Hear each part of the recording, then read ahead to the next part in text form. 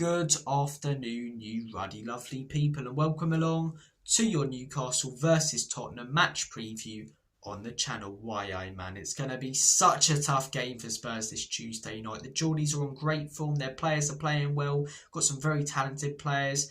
St James's Park is always rocking when that team's up against a big club, and it will be no different this Tuesday. And Spurs are just a shambles at the moment, defensively all over the chip shop, toothless going forward, so we're going to need a lot to go right for us to get a result this Tuesday. But if Frank pulls off a tactical masterclass, if the players step up, give 110%, get stuck in with their 50-50s and duels, we've been too passive in recent weeks, we've got to be strong in the tackle. But if we are this Tuesday, if the players step up, if the manager gets it right, who knows? Maybe we can get a result. Maybe we can get a win. Because whilst they're a good side, Newcastle, they're not invincible.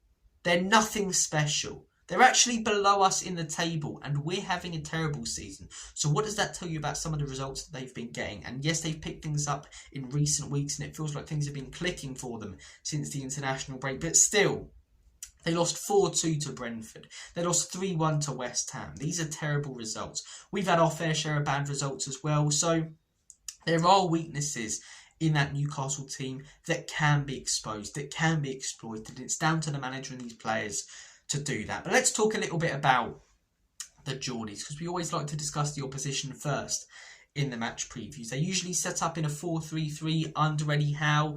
Since Howe came in, they've occasionally switched to a back five when they've been ahead against top sides, but it's usually a 4-3-3. They like to press high, be very aggressive, especially at home. They like to counter-attack as well. Very, very dangerous team in transition with the pace that they've got on the wings. Anthony Gordon has just been outstanding since he joined them. He was good at Everton. I think he moved up a level. And you can tell when you watch that Newcastle documentary on Prime how much Amanda Staveley wanted him. I really think they missed a trick getting rid of her. I really, really do. I think she was fantastic for them. And since she left, I've seen countless videos from Newcastle fans on YouTube, on Instagram, all over social media, calling out their owners. Bring back Amanda Staveley. She knew what she was doing in that football club. She had a real plan. And the last couple of years, it feels like they haven't. They haven't been the best in the transfer market, haven't brought in enough quality. But they have brought in a couple of good players, and a couple of those good players we will see in this Tuesday's game. Anthony Elanga has been pretty good since joining, picked up definitely over the last couple of weeks. But their big signing of the summer, the man to replace Alexander Isak, which was not an easy task when you look at the record he had with them, Nick Voltemade. And whilst Isak's been struggling at Liverpool, Voltemada's been fantastic for Newcastle. He really, really has. He's scored a fair few goals, but it's not just his goal scoring, right? He's good in the air. He's good with half chances, good when he's got tap-ins and chances that he should be finishing. But it's his link-up play. He'll drop deep a lot when they're playing out and drag centre-backs out of position. And then that gives the space to their wingers who are quick. It allows their wingers to go one-on-one with fullbacks, and a lot of the time the pace blitzes their fullbacks. Voltemade can get back in the box in time for a cross to come in, for him to finish or at least assist. So his link-up play has been really, really impressive. Two other players that I really, really like for Newcastle, Bruno Guimaraes and Tonali.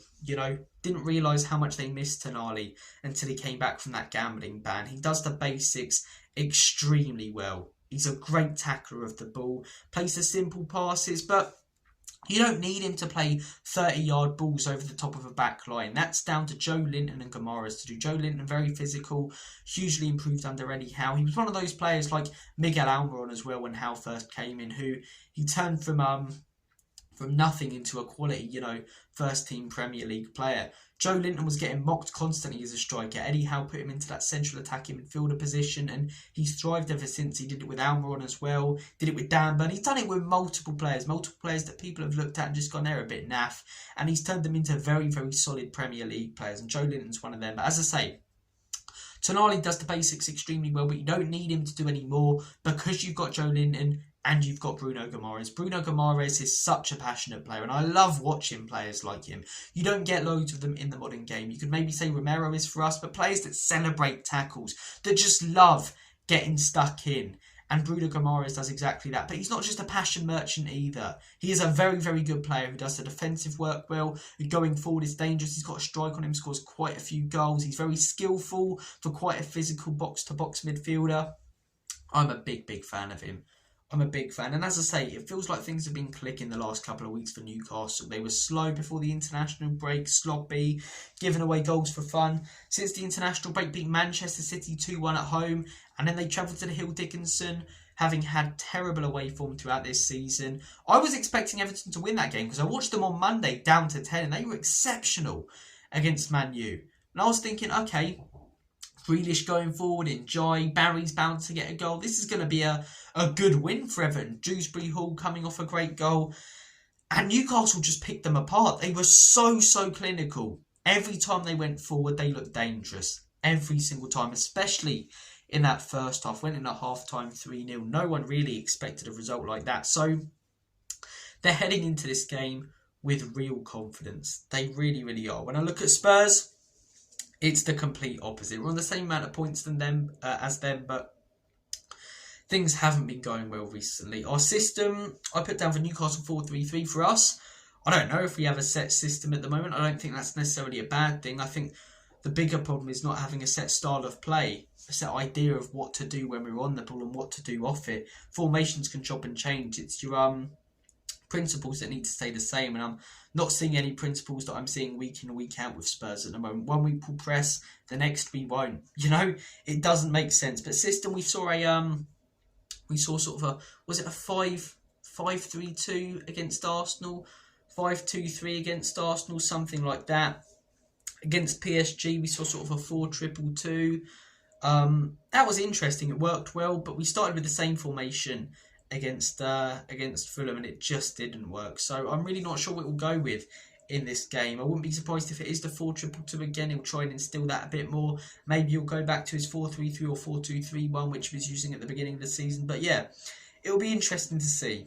It will be interesting to see. We like to counter-attack the opposition. But as I say, it's hard to look at certain principles that this team have at the moment, which is one of the big reasons we're struggling. Newcastle, when they're on the ball, you have an idea of what they're going to try and do. Whereas with us, you don't really. Newcastle are going to try and bring, the opposition into the midfield to open up space out wide and play it to their wingers who are quick. With Spurs at the moment, when we're on the ball, what's the idea? It feels like we have 5 sideways passes in the back line. We play it to the fullback, who then plays it to the winger, who has to drop deep because there isn't a midfielder linking things up. We need a box-to-box player. Kulusevski can be that player. Morgan Gibbs-White would have been that player. I'm gutted we missed out on him. Probably a bigger miss than Eze when you look at our problems now. But anyway, we need that kind of player dropping in because we don't have that player.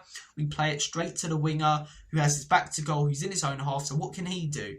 Play it back to the fullback, who's then under pressure. So he'll either smash it long or he'll play it back to the keeper, who will smash it long.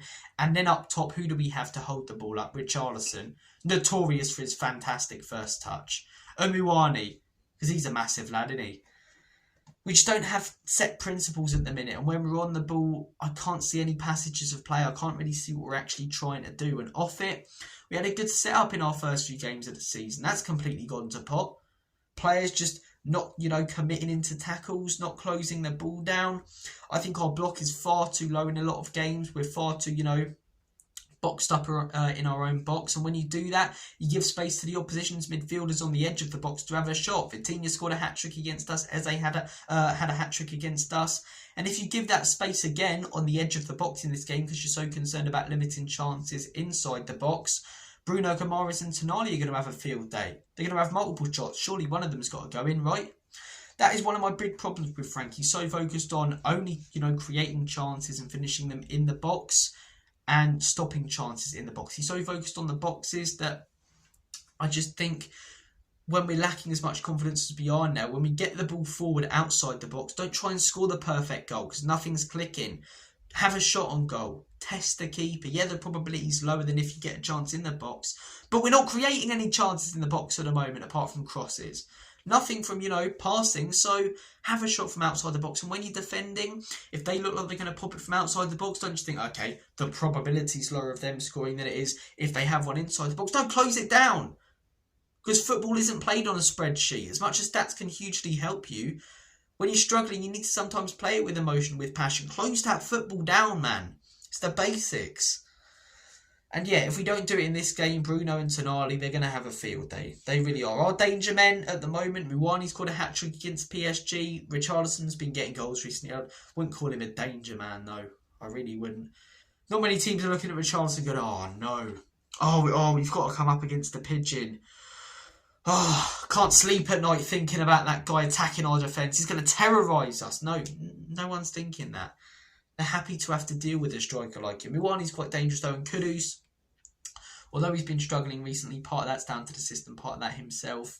Whatever system we play has just not been working since that Leeds game, really. But he did produce that quality goal against Fulham from literally nothing. He has no right to pop that into the top right-hand corner, yet he does. And he's one of those players, you give the ball to him in a good position, he can randomly pop on top bins. Sonny did it a lot for us, and Kudus has that quality. Recent results: 2-1 loss to Fulham, 4-1 loss to Arsenal, 2-2 draw against United.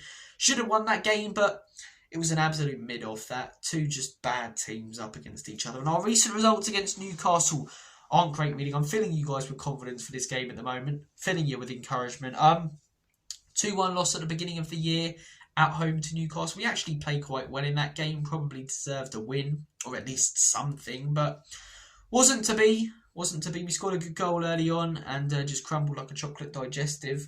Minutes later, it could have been a foul on Bergvall, I remember, but it wasn't given, and then conceded late in the first half. I remember one moment in the second half where the ball was played across, Nick Pope's goal about 4 or 5 times and no one tapped it home.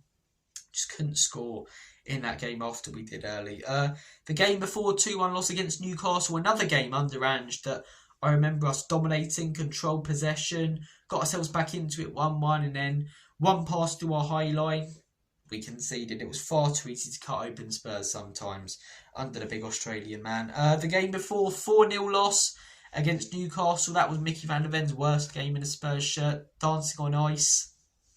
He was terrible. And I never criticised Mickey really because he's probably our best player, but yeah, he was bad in that game. He really, really was. I mean, Spurs were bad in that game. We really, really were. The game before, though, 4-1 win against Newcastle at home. Udogie, I remember having a brilliant game in that one. Richarlison scored as well. I don't remember who scored the other goal. I remember Johnson hitting the bar and he could have made it 5. But yeah, we played very, very well. That was sort of still at the beginning of Ange's reign, where we'd occasionally step up and just batter teams. We did it against like Villa away as well. And the game before, post-traumatic stress disorder. So it's all coming back to me now. The 6-1 loss at St James's Park. I remember I went to watch a charity game with my dad and granddad. Met Gary Nabb, Graham Roberts. It was a great day. I think the videos are still somewhere on the channel. Although when Gary Mabbott was doing a talk and people just kept walking past him, it's like, this is Gary Mabbott here, man. Pay him some respect. But I had to chat to Mabbott about Aylesbury, which is where I come from. It's a good natter, and Graham Roberts was there, Cliff Jones, a few legends. But anyway, I'm massively digressing. We were watching the charity game. Dad went off to get a burger. At the start of the game, it was 0-0. By the time he came back, it was 5-0. It was on the day of one of those, phone buzzer things, when the whole of the UK gets like a massive alarm on their phone. When it came through, I thought it was another goal notification for 7. But yeah, it was a terrible day. Hopefully, things are different this Tuesday. How should Spurs set up? Personally, I would go with a 3-5-2. It's the formation I've been saying I want us to go with recently. Not a 5-3-2. It's got to be 3-5-2 with the wing backs. Focus on creating chances in wide areas, and you've got to play Simmons as an attacking mid. So for me, 3-5-2. What I think he'll go with though is 4-4-2. So I'll say what I think he'll go with. I think he'll go with Vicario in goal. I think he'll go with Porro. I think he'll go with Spence. I think he'll go with the centre-back partnership of Van der Ven Romero. I think he'll go with the midfield 3 of Paulinho, a midfield. Will he go in the midfield 4, or will he go with 2 midfielders and sort of 2 wide midfielders? I think he'll go with midfield 4 because we're sort of away, a bit of a diamond like he did against PSG, sort of more of a 4-2-2. So I think he'll go with Gray, Bergvall, Paulinho, and Sarr. And I think he'll go with the front 2 of Kolo Muani and Richarlison. The reason I want to see a 3-5-2 is because we're struggling to create chances through the middle of the pitch. So how do you deal with that? Stop trying. Stop trying to create chances. Not just stop trying to create chances in general, like Smithy and Gavin and Stacey. Do you know what? In that case, I'll just turn back around. I'll give up. No, don't give up chances altogether. That would make things a lot worse. But just don't create them through the centre. Create them out wide. Focus more on the wing back. So I would personally go with Van der Ven, Romero, and do you know what? I'd drop Paulinho into a centre back position, have him as the central, defender, so he can step into midfield. He can step into midfield when we have the ball. I'd go with the midfield three of Bentancur, Sarr and Xavi. When we've had Bentancur and Sarr, we've flowed most against Copenhagen. And Xavi in that 10 with wing-backs as options with 2 ahead of him. He's going to have 4 options, so I'd play him. He needs a good game. And for me, you can't get much worse than Bergvall and the way that he played against Fulham. Wing-backs, because we're more focused on them creating chances, I'd go with Porro and I'd go with Udogie. And the front two, I would go with Kolo Muani and Richarlison. I'm not a fan of Richarlison. I really like Muani, but I feel like they kind of complement each other. So I would go with that. And score prediction, if we set up with a 3-5-2, if we look to counter-attack Newcastle, if we're stubborn defensively, strong in attack, will make it difficult for them, I'm going to say a point, 2-2. But I don't see it going that way with the form that we're on. I think we set up with a 4-4-2. I think we concede pretty early, and I think we lose this game 2-1. I always try and be optimistic, but I've got to be real with you guys. I'm not going to lie to you and just say Spurs win 5-0 annihilation, because I just don't see it happening. So 2-1 Newcastle. And if we lose this game, it makes that Brentford game a must-win. Otherwise, Frank could genuinely be gone. I don't necessarily want to see him go. If you want to see my thoughts more on Frank, check out the multiple videos I've done on him. I did one yesterday where I talked a lot about him when I talked about if Spurs are actually regressing and, you know, what should we do about Frank? Should we give him time? Should we sack him? So check out that video. Yeah, I think this is going to be a very, very tough game for Spurs against the Geordies. Haweer, man. Haweer. Take care of yourselves, guys. I'm going to make like a banana and split. As always and forever, come on, you Spurs.